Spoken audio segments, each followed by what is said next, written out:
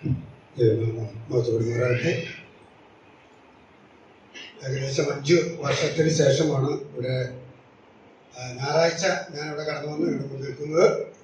അതിൻ്റെ പ്രത്യേക ഉദ്ദേശമുള്ള നിങ്ങൾ അറിയുന്ന പോലെ പ്രാർത്ഥിക്കുന്നു ചെയ്ത പോലെ കഴിഞ്ഞ നാളുകളിൽ ഞാനൊരു മേജർ ശസ്ത്രക്രിയയ്ക്ക് വിധേയനായി. ഇവിടെയുള്ള അനേക ദൈവമക്കൾ സഭയായും വ്യക്തികളായും പ്രാർത്ഥിക്കുകയും ആ ആവശ്യത്തിലേക്ക് വേണ്ടി കൈത്താങ്ങ് നൽകുകയും ചെയ്തു. അതിൻ്റെ ഒരു നന്ദി പറച്ചിലിന് വേണ്ടിയാണ് ഞാൻ ഇന്നിവിടെ കിടന്നു വന്നത്. നിങ്ങൾക്കറിയുന്ന പോലെ വളരെ പെട്ടെന്നുള്ള ഒരു സർജറി അല്ല എൻ്റെ ആയിരുന്നത്. 2006 മുതൽ എൻ്റെ വാൽവ് ഒരു കംപ്ലൈൻറ്റ് ഉള്ളതാണ്. അതുകൊണ്ട് അതിനു വേണ്ടി 2006 മുതൽ അതിൻ്റെ ചികിത്സ നടന്നു വരികയാണ്. ഏത് സമയത്തും ഒരു സർജറി വേണ്ടി വരുമെന്ന് ഡോക്ടർമാർ നേരത്തെ തന്നെ നിർദ്ദേശിച്ചിട്ടുണ്ട്. പക്ഷെ ഞാൻ വിചാരിച്ചു അതിൻ്റെ ആവശ്യം ഉണ്ടാകില്ല എന്നും. 2 കാരണങ്ങളാലാണ് അതിൻ്റെ ആവശ്യം ഉണ്ടാകില്ല എന്ന് വിചാരിച്ചു. ഒന്ന്, അതില്ലാതെ മാറ്റി തരാൻ കർത്താവിന് കഴിയും. അതല്ലെങ്കിൽ അതിന് മുമ്പായി എന്നെ ഇവിടുന്ന് എടുക്കണം. ഇതിൽ രണ്ടിലേതെങ്കിലും കാര്യം നടന്നപ്പോൾ അതിൻ്റെ ആവശ്യമില്ല. പക്ഷെ ദൈവത്തിന്റെ ഗീതം മറ്റൊന്നായിരുന്നു. ഒരു സർജറി ഇല്ലാതെ കാര്യങ്ങൾ മുന്നോട്ട് പോകണമെന്ന് ഞാൻ ആഗ്രഹിച്ചു. കാരണം അതിൻ്റെ ഭീമമായ ചെലവുകളൊക്കെ ഓർത്തപ്പോൾ ഒരല്പം വിശ്വാസം എനിക്ക് ഉണ്ടായി എന്ന് പറഞ്ഞതിൽ തെറ്റില്ല. ഏതായാലും ഞാൻ എല്ലാ 6 മാസങ്ങളിലും കാർഡിയോളജിസ്റ്റിനെ കണ്ട് ചെക്കപ്പ് നടത്തുകയും വല്ലാതെ ക്ഷീണം വരുമ്പോൾ 1-2 ദിവസമൊക്കെ റെസ്റ്റ് എടുക്കുകയും ചെയ്യും. പിന്നീട് നമ്മുടെ യാത്ര തുടരും. കഴിഞ്ഞ വർഷം ജൂലൈ 21-ാം തീയതിയാണ് ഒടുവിൽ ഞാൻ ജയ ഹോസ്പിറ്റലിലുള്ള ഉല്ലാസനെ കണ്ട് അവിടെയാണ് ഞാൻ ചെക്കപ്പ് ചെയ്യുന്നത്. എക്കോ എടുത്തു. അദ്ദേഹം പറഞ്ഞു കുഴപ്പമില്ല, കുറെ കാലങ്ങൾ മുന്നോട്ട് പോയിക്കോളും. 23-ാം തീയതി വളരെ ചുരുങ്ങിയ വാക്കുകളിലാണ് ഞാൻ സാക്ഷി പറയാൻ ആഗ്രഹിക്കുന്നത്. 23-ാം തീയതി പെട്ടെന്ന് എനിക്കൊരു കഫക്കെട്ടും പ്രയാസമൊക്കെ ഉണ്ടായി. സാധാരണ ഞാൻ കാണിക്കുന്ന ഡോക്ടറെ കാണിച്ചു. അദ്ദേഹം പറഞ്ഞു ഇത് ഒരപ്പം കോംപ്ലിക്കേഷനിലാണ് കാര്യങ്ങൾ പോകുന്നത്. നിങ്ങളുടെ ഹൃദയത്തിന്റെ അവസ്ഥകൾക്ക് മാറ്റം വന്നതിന് വേറെ ഡോക്ടറെ റെഫർ ചെയ്തു. ഓഗസ്റ്റ് 1-ാം തീയതി അമ്മയിൽ അഡ്മിറ്റ് ചെയ്തു. അവിടെ ഒരാഴ്ചക്കാലം അവിടെ ആയിരുന്നു.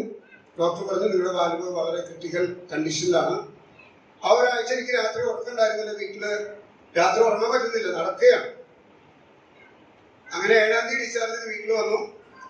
മാക്സിമം 6 മാസത്തിനുള്ളിൽ വാൽവ് റീപ്ലേസ് ചെയ്യണം അങ്ങനെ പറഞ്ഞു. പലരുടെ പ്രാർത്ഥനയ്ക്കായി കാര്യം അറിയിച്ചു. 8-ാം തീയതി രാവിലെ എൻ്റെ സഹോദരിയുടെ മകള് ഓസ്ട്രേലിയയിലുണ്ട്. അവള് രാവിലെ വിളിച്ചിട്ട് പറഞ്ഞു എല്ലാ ഡീറ്റെയിൽസും എത്രയും വേഗം സ്കാൻ ചെയ്ത് എനിക്ക് അയച്ചു തരാൻ പറഞ്ഞു. അപ്പോൾ എറണാകുളത്തുള്ള ഏറ്റവും പ്രശസ്തനായ ഡോക്ടർ ജോസ് ചാക്കോ പെരിയപുരം, അദ്ദേഹം എൻ്റെ സഹോദരി മകളും ഒരുമിച്ച് നേരത്തെ മെഡിക്കൽ ട്രസ്റ്റിൽ ജോലി ചെയ്തിട്ടുള്ളതാണ്. അതുകൊണ്ട് അവളും ഇടയ്ക്കിടയ്ക്ക് ഡോക്ടറായിട്ട് കോൺടാക്ട് ഉണ്ട്. സാധാരണ ഈ ഡോക്ടറെ ഒരു അപ്പോയിന്റ്മെന്റ് കിട്ടണമെങ്കിൽ 6 മാസം കൊണ്ടൊക്കെ കഴിയും.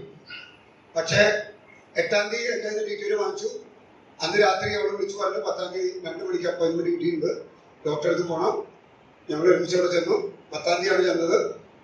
ഡോക്ടർ എന്നെ പരിശോധിച്ച് പറഞ്ഞു സഹോദരിയുടെ മകളുടെ പേര് പറഞ്ഞിട്ട് പറഞ്ഞു എനിക്കറിയാം, മെഡിക്കൽ ട്രസ്റ്റിലാണ് അവൾ പഠിച്ചതൊക്കെ.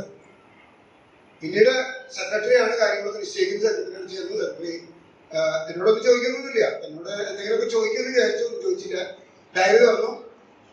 സെപ്റ്റംബർ 14-ാം തീയതി സർജറി, 11-ാം തീയതി അഡ്മിഷൻ, 9-ാം തീയതി എക്കോ, ECG, എക്സ്റേ, ഒരു 10-15 തരം ബ്ലഡ് ടെസ്റ്റ് ഒക്കെ നടത്തണം. അതുവരെ കേൾക്കാൻ വലിയ ബുദ്ധിമുട്ടുണ്ടായിരുന്നില്ല. പക്ഷെ അത് കഴിഞ്ഞ് പറഞ്ഞാണ് എനിക്ക് അല്പം ബുദ്ധിമുട്ട് തോന്നിയത്. കാരണം സെക്രട്ടറി പറഞ്ഞു ഇതൊക്കെ 9-ാം തീയതി 6 മണിക്കുള്ളിൽ റിപ്പോർട്ട് ഹോസ്പിറ്റലിന്റെ സൈറ്റിൽ ചെല്ലണം. 8-ാം തീയതി 5 മണിക്കുള്ളിൽ ബാങ്കിൽ ഹോസ്പിറ്റലിലെ അക്കൗണ്ടിൽ 6,42,000 രൂപ അക്കൗണ്ടിൽ വന്നു ചേരണം. എങ്കിൽ മാത്രമേ നിങ്ങൾക്ക് അഡ്മിഷൻ കിട്ടുള്ളൂ പറഞ്ഞു. ഞാൻ പോന്നു. എന്നോട് ചോദിച്ചിട്ട് എന്തെങ്കിലും സംസാരിക്കണമെന്ന് ചോദിച്ചു. ഞാൻ പറഞ്ഞു ഒരൊറ്റ ചോദ്യം ചോദിക്കാണ്ടെന്ന് പറഞ്ഞു. ചോദിച്ചു എന്താണെന്ന് ചോദിച്ചാൽ പറഞ്ഞു. ഞാൻ പറഞ്ഞു ഇത് എത്ര എമൗണ്ട് വരുന്നു ചോദിച്ചാൽ അവർ പറഞ്ഞിട്ട് മിനിമം പ്രതീക്ഷിക്കാൻ ചിലപ്പോൾ കൂടുതലായി. ഞാൻ ചോദിച്ചു ഇതിനൊക്കെ വല്ല കുറച്ച് നേരം വല്ല പദ്ധതികൾ ചോദിച്ചു. പറഞ്ഞു അത് അങ്ങനെ ഒരു പദ്ധതി ഇവിടെ ഇല്ല. ഏതായാലും ഞാൻ ആ കാര്യങ്ങൾ ദൈവജനത്തിന് സഭയറിച്ച് സഭാജന വേണ്ടി ക്രമീകരണം ചെയ്തു. ഞാൻ ആന്റണി സഹോദരനോട് ഈ കാര്യം വിളിച്ചു പറഞ്ഞു. വേണ്ട ക്രമീകരണം ചെയ്യാം എന്ന് ദേവദാസനും എന്നോട് പറയുകയുണ്ടായി. ഇവിടെ ഞാൻ അത് അധികം വിശദീകരിക്കുന്നില്ല. ലോകത്തിന്റെ നാനാഭാഗങ്ങളിൽ എന്ന് പറഞ്ഞാൽ ഒട്ടും ശക്തിയില്ല. അനേക ദൈവജനത്തിന്റെ പ്രാർത്ഥന എനിക്ക് ലഭിച്ചു. സാമ്പത്തികമായ നിലയിൽ ഞാൻ പഠിപ്പിച്ച കുട്ടികൾ തന്നെ നൈസന്യ വിധവാങ്ങൾ അനേകം വിളിച്ചു. ആ ദിവസങ്ങളിൽ ആശ്വസിപ്പിച്ച് ധൈര്യപ്പെടുത്തി. സാമ്പത്തിക കാര്യങ്ങളൊന്നും ഒരു ബുദ്ധിമുട്ടും ഞങ്ങൾക്ക് നേരിടേണ്ടി വന്നില്ല. കാരണം 8-ാം തീയതി 6:42 അടയ്ക്കേണ്ടി പറഞ്ഞു. അതിന് മുമ്പ് 7-ാം തീയതി തന്നെ അതിന് കൂടുതൽ എമൗണ്ട് എന്റെ അക്കൗണ്ടിൽ വന്നു കഴിഞ്ഞു. സഭയായിട്ട് തോമസ് പള്ളിശ്ശേരി എന്റെയും പേരിൽ അക്കൗണ്ട് ആരംഭിച്ചു. അതിൽ അത്രയും പണം ലഭിച്ചു. ഞങ്ങൾക്ക് ആവശ്യത്തിന് പണം ലഭിച്ചു. 14-ാം തീയതിയുള്ള സർജറി 15-ാം തീയതി ഒരു ദിവസം മാറ്റി 15-ാം തീയതി സർജറി കഴിഞ്ഞു.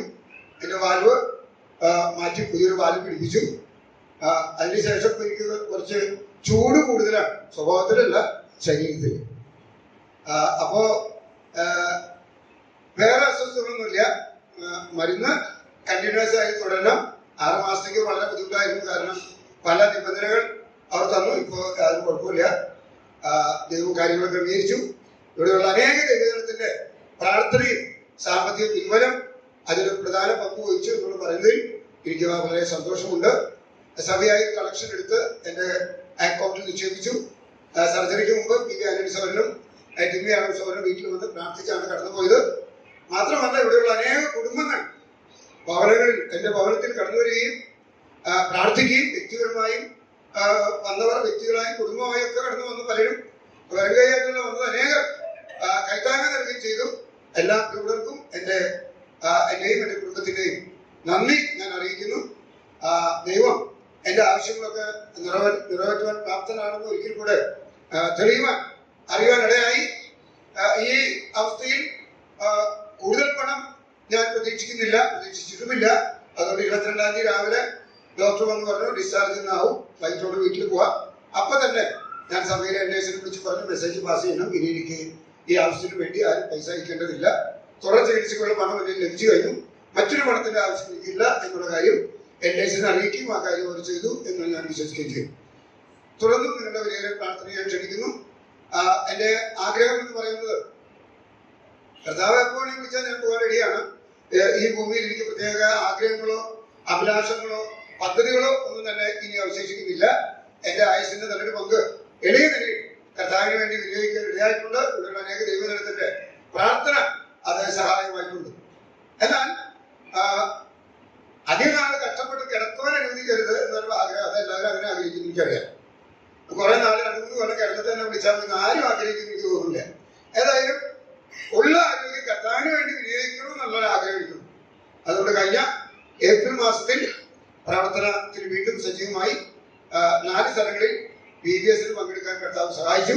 എന്റെ കുട്ടികളുടെ പ്രവർത്തനത്തിന്റെ എന്റെ ചരിത്രത്തിൽ ഓർമ്മിക്കത്തക്ക ഒരു BBS ആണ്. ഞാൻ വരാൻ എനിക്ക് കഴിയില്ല എന്ന് പറഞ്ഞെങ്കിൽ അവർ നിർബന്ധിച്ച് ഞാൻ കായംകുളത്തുള്ള ചേരാവളി എന്നുള്ള സ്ഥലത്ത് കടന്നുപോയി. അത് വളരെ അനുഗ്രഹപ്പെട്ട അവസ്ഥയായിരുന്നു. അവിടെ 122 കുട്ടികളുണ്ടായിരുന്നു. അതില് 12 കുട്ടികൾ മാത്രമേ ബ്രദറൻ പെന്തക്കോസ്തോ ഓർത്തഡോക്സോ ഉള്ളൂ.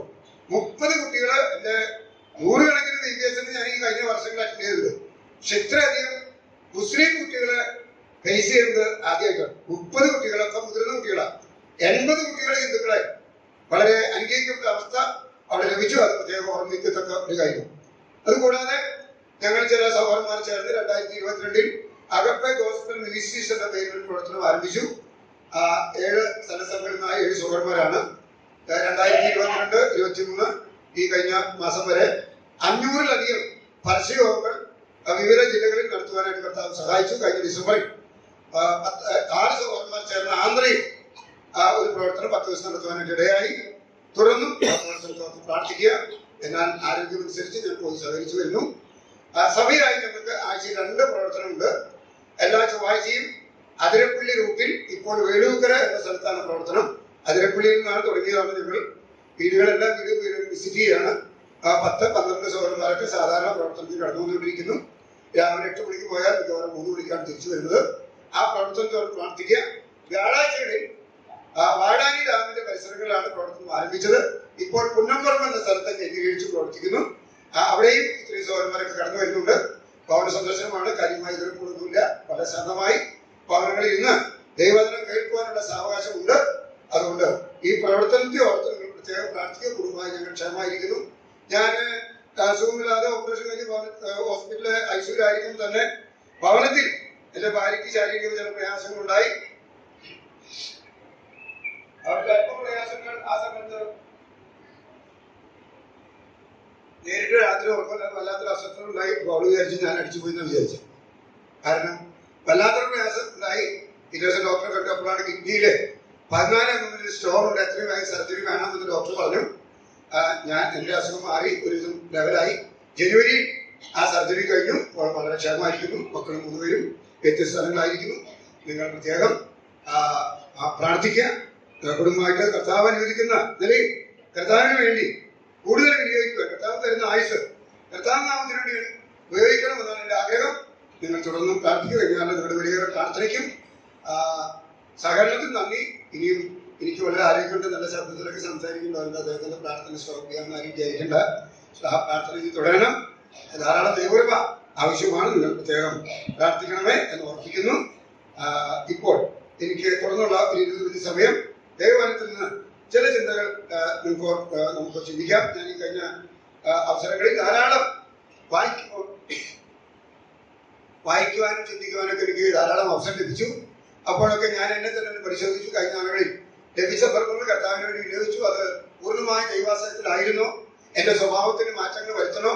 ഒരു ദൈവദാസൻ എന്ന നിലയിൽ എനിക്ക് ഏതെല്ലാം കാര്യങ്ങൾ പരിഹരിക്കപ്പെടേണ്ടതുണ്ട്, ഏതെല്ലാം മേഖലകളിൽ എന്റെ വീഴ്ചകൾ വന്നു പോയിട്ടുണ്ട്, കുറവുകൾ വന്നിട്ട് പോയിട്ടുണ്ട്, പോരായ്മകൾ വന്നു പോയിട്ടുണ്ട്. ഇതൊക്കെ വളരെ തുലകരമായി പരിശോധിക്കുവാനും ദൈവസന്നിധിയിൽ അതൊക്കെ നിരപ്പുറവാക്കാനും ഒരു പരിധിവരെ ദൈവം സഹായിച്ചു. എന്നെ വളരെ ചിന്തിപ്പിച്ചതായ ഒരു വിഷയമാണ്. വളരെ ചുരുങ്ങിയ സമയം കൊണ്ട് ചില ആശയങ്ങൾ മാത്രം പങ്കുവയ്ക്കാൻ കർത്താവ് ഞാൻ ആഗ്രഹിക്കുന്നു. അതിനോട് ചേർന്ന് ഒരു സംഖ്യാപുസ്തകം 12-ാം അധ്യായം 7-ാം വാക്യത്തിന്റെ ആരംഭ ഭാഗം നമുക്കൊന്ന് വായിക്കാം. സംഖ്യാപുസ്തകം 12-ാം അധ്യായത്തിന്റെ 7-ാം വാക്യത്തിന്റെ ആരംഭ ഭാഗമാണ്. എന്റെ ദാസനായ മോശയോ അങ്ങനെയല്ല. മതി. എന്റെ ദാസനായ മോശയോ അങ്ങനെയല്ല. ധാരാളം ആശയങ്ങൾ ഈ ബന്ധത്തിൽ എനിക്ക് ലഭിക്കുകയുണ്ടായി. എന്നുള്ളത് വളരെ ചുരുങ്ങിയ ചില കാര്യങ്ങൾ മാത്രം വളരെ വേഗത്തിൽ ഓടിച്ച് പറഞ്ഞു തന്നിരിക്കാൻ എന്ന് ഞാൻ ആഗ്രഹിക്കുന്നു. നമുക്കറിയാം, നമ്മുടെ സമൂഹത്തിൽ തന്നെ ദാസന്മാർ എന്ന നിലയിൽ, ദൈവദാസൻ എന്ന നിലയിൽ കരയിലെന്ന് പറയുന്നത് ചിലരുടെ വലിയ ദാസൻ, ശ്രേഷ്ഠദാസൻ എന്നൊക്കെ പറയാം. പലപ്പോഴും വെയിലും മഴയും കുന്നും മലയൊക്കെ കയറി ദൈവവചനം അറിയിക്കുന്നവർക്ക് വേണ്ടതുപോലെ പരിഗണന പലപ്പോഴും ലഭിക്കാറില്ല. അതേ സമയത്ത് സ്റ്റേജുകളിൽ അവർക്ക് അതിന്റെ അർഹത ലഭിക്കണം, ആ സംശയമൊന്നുമില്ല. അവർക്ക് കുറെ കൂടെ നല്ല പരിഗണന കുറെ കൂടെ കൂടുതൽ ലഭിക്കും, ഒരു തെറ്റൊന്നുമില്ല. പക്ഷേ ആദ്യം പറഞ്ഞ കാറ്റഗറിനെ മറക്കാൻ ഇടയാകരുത്. അപ്പോ എന്റെ ദാസനായ മോശം അങ്ങനെയാണ്. നമ്മളൊക്കെ ദൈവത്തിന്റെ ദാസന്മാരും ദാസിമാരും. കാരണം എന്താ? പാപത്തിന്റെ അടിമത്തത്തിൽ കിടന്ന് നിത്യമായ നരകത്തിന് മാത്രം അവകാശികളായി തീരേണ്ട നമ്മെ സ്വർഗത്തിലെ ദൈവം തന്റെ പുത്രന്റെ ചങ്കിലെ രക്തം ഊറ്റി നമ്മെ വീണ്ടെടുത്തു. പാപത്തിന് അടിമകളായിരുന്നു, പിശാചിന്റെ അടിമത്തത്തിലായിരുന്നു നാം സ്വതന്ത്രരായി തീർന്നു. അപ്പൊ ഞാനും നിങ്ങളും അർത്ഥാൽ ദൈവത്തിന്റെ ദാസന്മാരും ദാസന്മാരും. ഇവിടെ മോശയെ കുറിച്ചാണ് പറയുന്നത്. എന്റെ ദാസനായ മോശ അങ്ങനെയല്ല എന്ന് പറഞ്ഞാൽ ഞാൻ അവിടെ നിങ്ങൾക്ക് കൈമാറാൻ ആഗ്രഹിക്കുന്ന സന്ദേശം, എന്റെ ദാസന്മാരോ ദാസിമാരോ അല്ലാതിരിക്കുന്ന ആളുകൾ ചെയ്യുന്നത് പോലെയോ സംസാരിക്കുന്നത് പോലെയോ പ്രവർത്തിക്കുന്നത് പോലെയോ ചെയ്യാൻ നിങ്ങൾക്ക് അവകാശമില്ല. ഒരാശം. രണ്ടാമത്തെ കാര്യം, അത് ദൈവത്തെ അറിയാത്തവരുടെ കാര്യമാണ് ഞാൻ ഉദ്ദേശിച്ചത്. രണ്ടാമത്തെ കാര്യം, ദൈവത്തിന്റെ ദാസന്മാരും ദാസിമാരും ആയിരിക്കുന്ന ആളുകൾ തന്നെ ദൈവത്തിന് വിരോധമായി, ദൈവദാസന്മാർക്ക് വിരോധമായി സംസാരിക്കുന്നത് പോലെ സംസാരിക്കാൻ നിങ്ങൾക്ക് അവകാശമില്ല. എന്താണ് കാരണം? അതിന്റെ 11-ാം അധ്യായത്തിന്റെ ആരംഭഭാഗം വായിക്കുന്നത്, മോശ ഒരു കൂശ് സ്ത്രീയെ വിവാഹം കഴിച്ചുകൊണ്ട് മോശയ്ക്കെതിരായി അഹരോനും മിര്യാമും സംസാരിച്ചു. നമ്മൾ 2-3 പേര് ഒരുമിച്ച് കൂടിയിരുന്നാൽ നമ്മുടെ സംസാരത്തിന്റെ വിഷയം എന്തായിരിക്കും? സംസാരത്തിന്റെ വിഷയം? ചില വീടുകളില് ഇപ്പൊ അത് മാറ്റി എഴുതി വെച്ചിട്ടുണ്ട്. എന്താ ചോമ്പഴിമ? ഇവിടെ സന്നിഹിതനല്ലാത്ത ആളെ കുറിച്ച് സംസാരിക്കരുത്. അപ്പൊ അങ്ങനെ ഒരു പ്രവർത്തനത്തിന് വേണ്ടി ഞങ്ങൾ ഒരിക്കലും സ്ഥലത്ത് ചെന്നപ്പോ ഋഷിക്ക് ചിലപ്പോ ഓർമ്മയില്ല, അദ്ദേഹം ഇരിക്കുന്ന ആ ചൊമ്പരന്റെ ഭാഗത്ത് ഒരു സാധനം എഴുതിയിട്ടുണ്ട്. ഈ പറഞ്ഞു കുറച്ച് കഴിഞ്ഞപ്പോൾ എനിക്ക് തോന്നി ആളെ തിരിച്ച് ഇപ്പുറത്തും എഴുതായിരുന്നു. കാരണം നേരെ തിരിച്ചെന്ന് പറയാം. അപ്പോ ദൈവത്തിന് വിരോധമായി, ദൈവദാസന്മാർക്ക് വിരോധമായി ദൈവത്തിന്റെ ദാസന്മാരും ദാസിമാരുമായിരിക്കുന്ന നാം സംസാരിക്കാൻ ദൈവം അനുവദിച്ചിട്ടില്ല. എന്റെ ദാസനായ മോശ അങ്ങനെയല്ല, അവൻ എന്റെ ഗ്രഹത്തിലൊക്കെയും വിശ്വസ്തൻ ആണ്. വിശ്വസ്തൻ എന്ന് പറയുമ്പോ സാധാരണ നമ്മൾ ചിന്തിക്കുന്നതൊക്കെ സാമ്പത്തിക വിഷയത്തിലാണ് പലപ്പോഴും പറയാറ് വിശ്വസ്തത. എന്നാൽ അത് മാത്രമല്ല, വ്യക്തി ജീവിതത്തിൽ, കുടുംബ ജീവിതത്തിൽ, സഭാ ജീവിതത്തിൽ, സാമൂഹ്യ ജീവിതത്തിൽ, മറ്റുള്ളവർ ഇടപെടുന്ന രീതികളിൽ, ജീവിതത്തിന്റെ സമസ്ത മേഖലകളിലും ഒരു ദൈവവേദൻ ഏതൊക്കെ മേഖലകളിൽ ഇടപെടുന്നുവോ ജീവിതത്തിന്റെ സമസ്ത മേഖലകളിലും വിശ്വസ്തത പാലിക്കാൻ നാം ബാധ്യസ്ഥരാണ്. അത് ഏതെങ്കിലും മേഖല വെച്ചിരുത്താൻ നമുക്ക് പറ്റില്ല, അങ്ങോട്ട് പറഞ്ഞില്ല. വളരെ വേഗത്തിൽ ചില കാര്യങ്ങൾ ഞാൻ ഓർപ്പിക്കാം. ഗ്രഹത്തിലൊക്കെയും വിശ്വസ്തനാകുന്നു. മാത്രമല്ല 12-ാം അധ്യായത്തിൽ 1-ാം വാക്യത്തിൽ ദൈവമക്കൾക്ക് തന്റെ സഹോദരങ്ങൾക്കെതിരെ, സഹോദരന്മാർ മോശയ്ക്കെതിരെ സംസാരിച്ചു. മറ്റൊരു കാര്യം 3-ാം വാക്യത്തിൽ വായിക്കുന്നു, മോശയുടെ സ്വഭാവമായിരുന്നു അതിസൗമ്യനായി. മോശ എന്ന പുരുഷനോ ഭൂതലത്തിലുള്ള സകലരും അതിസൗമ്യം. സത്യത്തിൽ മോശ സൗമ്യനായിരുന്നു. മർമ്മം നോക്കി അടിക്കാൻ ഇതുപോലെ മിടുക്കൽ വേദോസത്തിൽ ലോകത്തിൽ ഒറ്റ ആൾക്കാരില്ല. മർമ്മം നോക്കി അടിക്കാൻ ഇതുപോലെ കഴിവുള്ള ആള് മോശയെ പോലെ വേറെ ആരും ബൈബിളില്ല. ഒറ്റ അടിക്കലാളുടെ വെളിയിച്ചു. പക്ഷേ 40 വർഷം യിത്രോവിന്റെ ആടുകളെ മേയിച്ചുകൊണ്ട് മരുഭൂമിയിൽ നടന്നപ്പോൾ മോശ സൗമ്യതയുടെ ബാലപാഠങ്ങൾ എല്ലാം പഠിച്ചു തികഞ്ഞു. അതിസൗമ്യനായി. മറ്റൊരു കാര്യം, മറ്റുള്ളവർക്ക് വേണ്ടിയാണ് 13-ാം വാക്യത്തിൽ മറ്റുള്ളവർക്ക് വേണ്ടി നിലവിളിക്കാൻ കഴിയുന്ന ഒരു വ്യക്തിയെ മോശയ്ക്കും എതിരായി സംസാരിച്ചപ്പോ ഉണ്ടായ സംഭവം നമുക്ക് വിശദീകരിക്കാൻ സമയമില്ല.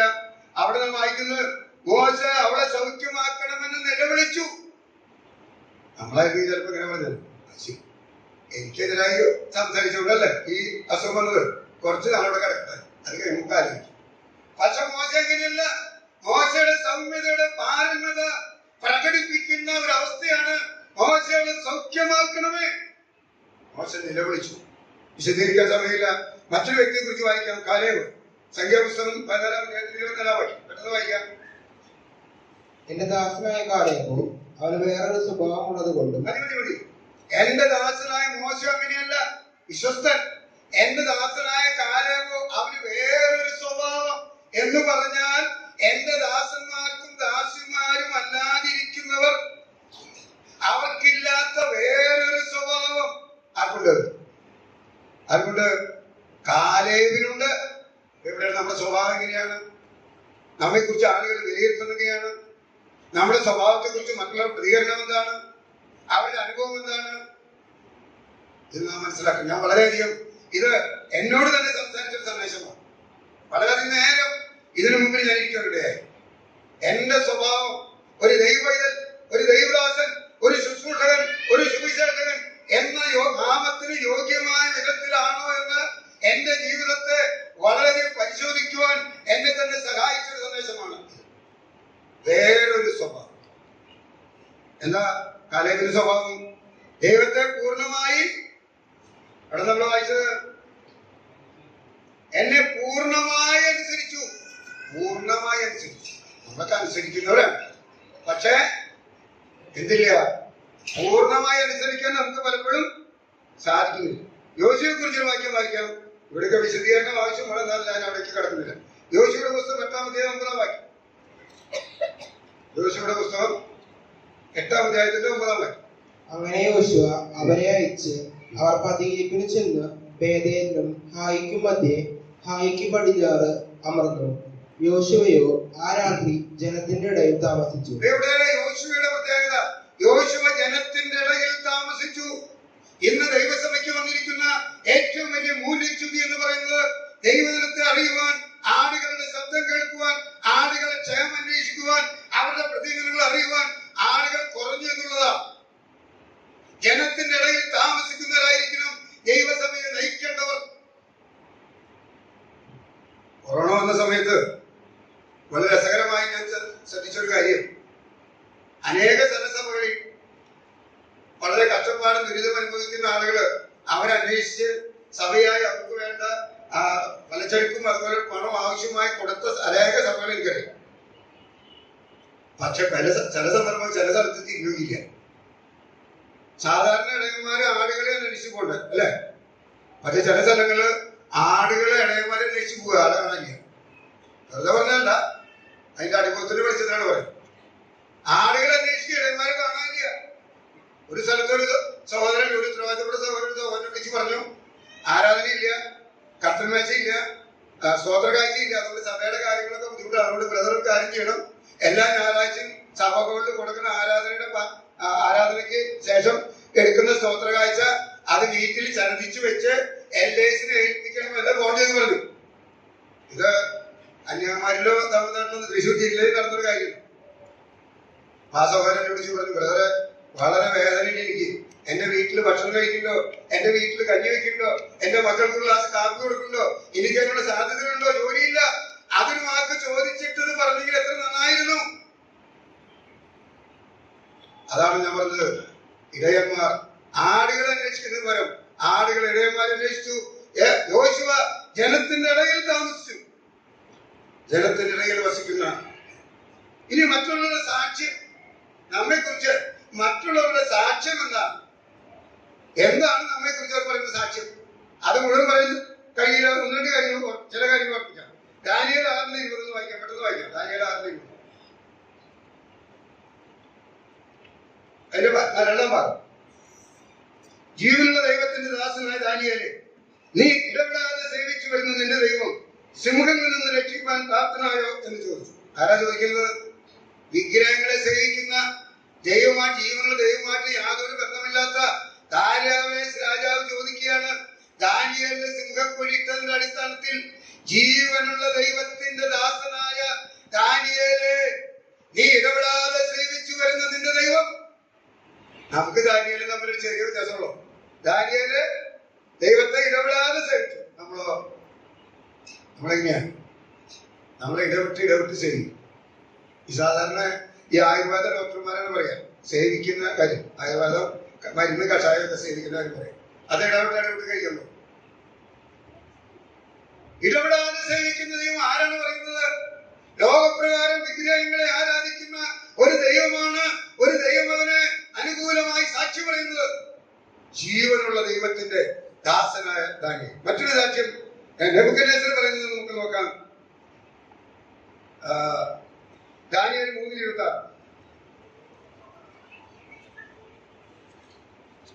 ഏകദീക്ഷയുടെ വാതിൽക്കലടുത്ത് ചെന്നു അത്യുന്നത ദൈവത്തിന്റെ ദാസന്മാരായ ശദ്രക്ക് മേശക്ക് അബേദ്നെഗോവിനെ കുറിച്ച് പറയുന്ന സാക്ഷ്യമാണ് നെബൂഖദ്നേസർ. ജീവനുള്ള അത്യുന്നത ദൈവത്തിന്റെ ദാസൻ. അവ ദൈവം ആരാണെന്ന് അദ്ദേഹത്തിന് മനസ്സിലായി. ഈ ദൈവം സാധാരണ ദൈവമല്ല, അത്യുന്നതമായ ദൈവത്തിനെ സേവിക്കുന്ന ആ ദൈവത്തിന്റെ ദാസന്മാരാണ്. ഇവിടെ നമ്മെ കുറിച്ച് അങ്ങനെ സാക്ഷ്യം പറയാൻ കഴിയുമോ? എന്നെ കുറിച്ച് അങ്ങനെ പറയാൻ കഴിയുമോ? നമ്മളത് ചിന്തിക്കുന്നു. എത്രയോ പരാജയങ്ങൾ, പോരായ്മകൾ, അറിവുകേടുകൾ ജീവിതത്തിൽ സംഭവിച്ചു. നാം അത് വളരെ ശ്രദ്ധിക്കേണ്ടത് ആവശ്യം. ശമൂവേലിനെ കുറിച്ച് ശൗലിന്റെ കൃത്യം പറയുന്ന ഒരു സാക്ഷ്യമുണ്ട്, മനോഹരമായ സാക്ഷ്യം. 5 മിനിറ്റ് കൊണ്ട് 2 കാര്യങ്ങൾ പറഞ്ഞ് അവസാനിപ്പിക്കാം. ശമൂവേലിനെ കുറിച്ച് 1 ശമൂവേൽ 9:6. 1 ശമൂവേൽ 9:6. അതിനവൻ, ഈ പട്ടണത്തിൽ ഒരു ദൈവപുരുഷനുണ്ട്, അവൻ മാന്യനാകുന്നു, അവൻ പറയുന്നതെല്ലാം ഒത്തുവരുന്നു. ശൗലിന്റെ കൈതകളെ കാണാതെ പോയി അന്വേഷിച്ചുകൊണ്ടിരിക്കുമ്പോൾ ശൗലിന്റെ കൃത്യം പറയാണ്, ഈ പട്ടണത്തിൽ ഒരു ദൈവപുരുഷനുണ്ട്. ഞാനിത് ആക്ച്വലി കുറെ വായിച്ചിട്ട് പിടിക്കുന്നില്ലേ. എന്താണ് പറഞ്ഞിരിക്കുന്നത്? ഈ പട്ടണത്തിൽ ദൈവപുരുഷനുണ്ട്, അവൻ മാന്യനാകുന്നു, പിന്നെ അവൻ പറയുന്നതെല്ലാം ഒത്തുവരും. അപ്പൊ ചോദ്യം, ദൈവപുരുഷൻ എന്ന് പറഞ്ഞാൽ പോലെ അല്ലെ? ദൈവപുരുഷൻ ഇതൊക്കെ ചെയ്യേണ്ട ആളല്ലേ? ദൈവപുരുഷൻ മാത്രം പറഞ്ഞ പോലെ. പക്ഷേ ഒരു കാര്യം ഞാൻ നിങ്ങളെ മനസ്സിലാക്കേണ്ടത്, എല്ലാ ദൈവപുരുഷന്മാരും ആരല്ല? മാന്യന്മാർ അല്ല. അത് നമുക്കറിയാവുന്ന കാര്യം. എല്ലാ ദൈവപുരുഷന്മാരും മാന്യന്മാരല്ല. പിന്നെ പറയുന്നത് ഒത്തുവരാറില്ല. വാക്കെല്ലാം മാറാൻ പറ്റില്ല, കൈകാര്യം പറ്റി മാറ്റാൻ പറ്റില്ല. അത് നമ്മൾ ചിന്തിക്കും. അതുകൊണ്ട് പ്രിയപ്പെട്ടവരെ, ഞാനും നിങ്ങളും ഒരു ദൈവമകൾ, ദൈവമകൻ, ദൈവപുരുഷനെന്ന് നാം പേര് കേൾപ്പിക്കുമ്പോൾ തന്നെ നമ്മുടെ പെരുമാറ്റം മാന്യതയുള്ളതായിരിക്കണം. നാം പറഞ്ഞാൽ ഉവ്വ ഉവ്വ എന്നും ഇല്ല ഇല്ല എന്നുമായിരിക്കണം.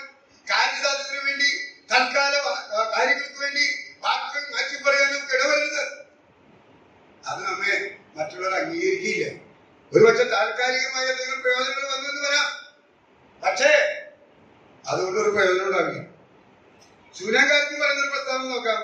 2 രാജാക്കന്മാർ 4-ാം അധ്യായത്തിന് 9-ാം വാക്യം. 2 രാജാക്കന്മാർ 4-9. അവൾ തന്റെ ഭർത്താവിനോട്, നമ്മുടെ വഴിയായി കൂടെ കൂടെ കടന്നു പോകുന്ന ഇയാൾ വിശുദ്ധനായൊരു ദൈവപുരുഷൻ എന്ന് ഞാൻ കാണുന്നു. മതി. നമ്മുടെ വഴിയായി കൂടെ കൂടെ കടന്നു പോകുന്ന ഇയാള് ആരാ? വിശുദ്ധനായൊരു ദൈവപുരുഷൻ. അപ്പൊ എന്താ കാരണം? എല്ലാ വിശുദ്ധന്മാരും ദൈവപുരുഷന്മാര് അല്ല. നമുക്കറിയാം, മരിച്ചു മണ്ണടഞ്ഞ് എത്രയോ വർഷം കഴിഞ്ഞ് വിശുദ്ധരായി പ്രഖ്യാപിക്കുന്ന ഒരു പ്രക്രിയ നമ്മുടെ രാജ്യത്ത് നടപ്പിലുണ്ട്. അവരാരും ആരല്ല? ദൈവപുരുഷന്മാരല്ല. എല്ലാ ദൈവപുരുഷന്മാരും ആരുമല്ല, വിശുദ്ധന്മാരും നാം വിശുദ്ധരാണ്. എന്നാൽ ഞാനും നിങ്ങളും, ഇത് പറയുന്ന ഞാനും കേൾക്കുന്ന നിങ്ങളും ഒരുപോലെ ഇതിന് പങ്കാളികളാണ്. ആർക്കും ആരെയും വേർതിരിക്കാൻ സാധ്യമല്ല. വിശുദ്ധനായ ഒരു ദൈവം നമ്മെ കുറിച്ച് അങ്ങനെ പറയാൻ കഴിയുമോ പ്രിയപ്പെട്ടവര്? മറ്റുള്ളവരുടെ മനോഭാവം എന്താണ്? അതുകൊണ്ട് നാം അത് മനസ്സിലാക്കും. വിശദീകരിക്കാൻ അവിടെ ഞാൻ ആഗ്രഹിക്കുന്ന ഒരു കാര്യം കൂടെ ഞാൻ പറയാൻ ആവശ്യമുണ്ട്. നാം ദൈവത്തെ സേവിക്കുന്നത് എപ്രകാരമായിരിക്കണം? നാം ദൈവത്തെ സേവിക്കുന്നത് എപ്രകാരമായിരിക്കണം? അതുകൂടെ പറഞ്ഞാൽ അവസാനിപ്പിക്കാം. എഫേസ്യ ലേഖനം 6-ാം അധ്യായത്തിന്റെ 6-7 വാക്യം. എഫേസ്യ ലേഖനം 6-6-7. മനുഷ്യരെ പ്രസാദിക്കുന്നവരെ പോലെ ദൃഷ്ടി സേവകരല്ല, ക്രിസ്തുവിന്റെ ദാസന്മാരെ പോലെ ദൈവേഷ്ടം മനസ്സോടെ ചെയ്തും മനുഷ്യരെയല്ല കർത്താവിനെ തന്നെ പ്രീതിയോടെ സേവിച്ചും കൊണ്ട് അനുസരിക്കുന്നു. മനുഷ്യരെ പ്രസാദിപ്പിക്കുന്നവരെ പോലെ ദൃഷ്ടി സേവകരല്ല. മനുഷ്യരെ പ്രസാദിപ്പിക്കാൻ പുറത്തുള്ള ചില കാര്യങ്ങൾ മതി, പക്ഷെ അത് ദൈവം ചിലപ്പോൾ അംഗീകരിച്ചെന്ന് വരികയില്ല. എന്നാൽ മനുഷ്യർ കാണുന്നത് പോലെ അവരുടെ മുമ്പിൽ നമുക്കൊരു മാന്യത ലഭിക്കാൻ വേണ്ടി ഉള്ള പ്രവർത്തനമല്ല. ദൈവമാണ് വിലയിരുത്തുന്നത്. നാം വായിക്കുന്നുണ്ട്, ഓരോരുത്തർ കണക്ക് ബോധിപ്പിക്കേണ്ടി വരും. കണക്ക് കൊടുക്കലും കണക്ക് ബോധിപ്പിക്കലും ഒന്നാണോ രണ്ടാണോ? കണക്ക് കൊടുക്കലും കണക്ക് ബോധിപ്പിക്കലും സെയിം ആണോ? അത് 2 തരമാണ്. 2 തരമാണ്. കണക്ക് കൊടുക്കുക എന്ന് പറഞ്ഞാൽ ഓർത്താൽ മതി, ശ്രമിച്ചു.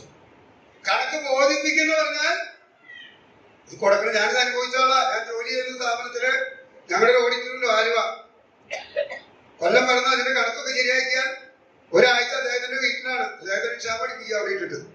അദ്ദേഹം ചോദിക്കുന്ന എല്ലാ ചോദ്യങ്ങൾക്കും കൃത്യമായ ക്ലാരിഫിക്കേഷൻ കൊടുക്കണം. ഒരിക്കലാളാൻ പറ്റില്ല. അതുകൊണ്ട് നാം കണക്ക് ബോധിപ്പിക്കണം. മാത്രമല്ല കർത്താവിനെ സേവിച്ചുകൊണ്ട് ദൈവേഷ്ടം മനസ്സോടെ.